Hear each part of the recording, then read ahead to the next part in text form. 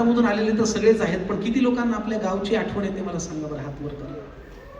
आपल्या घरची, आपल्या गावची आठवण येते ना. ही कविता मी नवीन लिहिली आहे. मी थोडासा अँशियसही झालो आणि नर्वसही आहे, कारण आपली लिहिलेली पहिली कलाकृती जेव्हा मी पहिल्यांदा प्रेक्षकासमोर सादर करत असतो तेव्हा टेन्शन येते की कशी वाटेल, काय वाटेल. मोबाईल खाली ठेवा. मोबाईल खाली ठेवून जर तुम्हाला अशी ऐकता आली, समजून घेता आली आणि आवडली तर दाद द्या.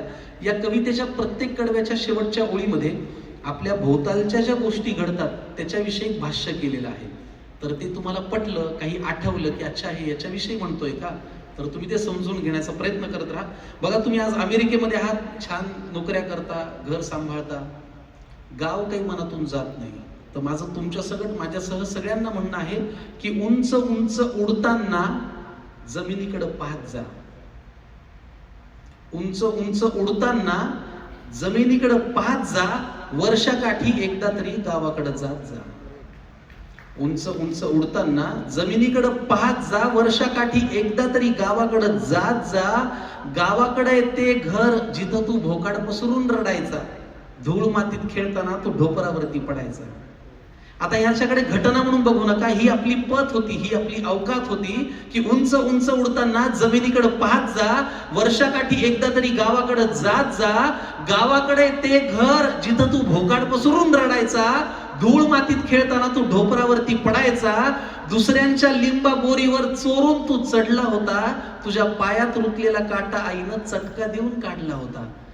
आता ब्रँडेड बुटा बाहेर तुझा पडत नाही पाय, आणि 10,000 पावलं येड्या तू मोजून टाकतो काय. उंच उंच उडताना जमिनीकडे पाहत जा, वर्षाकाठी एकदा तरी गावाकडे जात जा. गावाकडच्या घराचं नाव अमुक अमुक निवास आहे, विठ्ठल निवास, नारायण निवास काहीतरी असेल.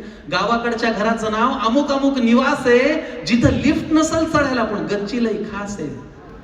गावाकडच्या घराचं नाव अमुक अमुक निवास आहे, जिथं लिफ्ट नसल चढायला पण गच्ची लई खास आहे.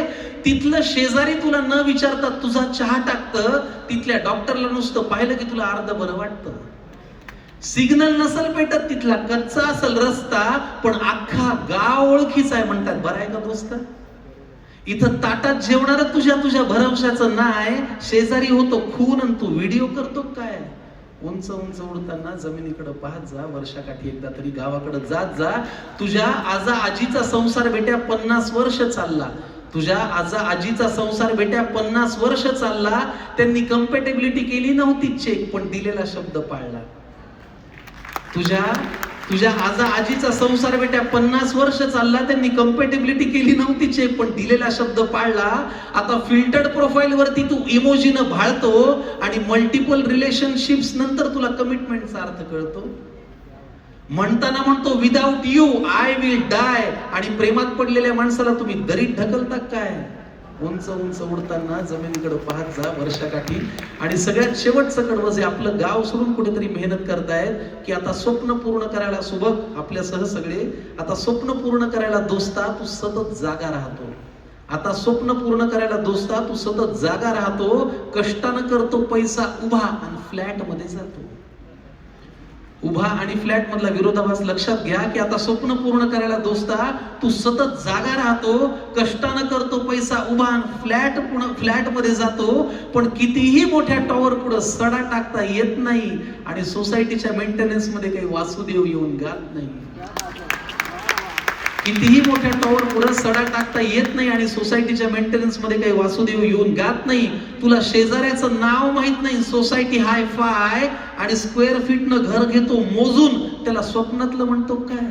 उंच उंच उडताना जमिनीकडे पाहत जा, वर्षाकाठी एकदा तरी गावाकडे जा.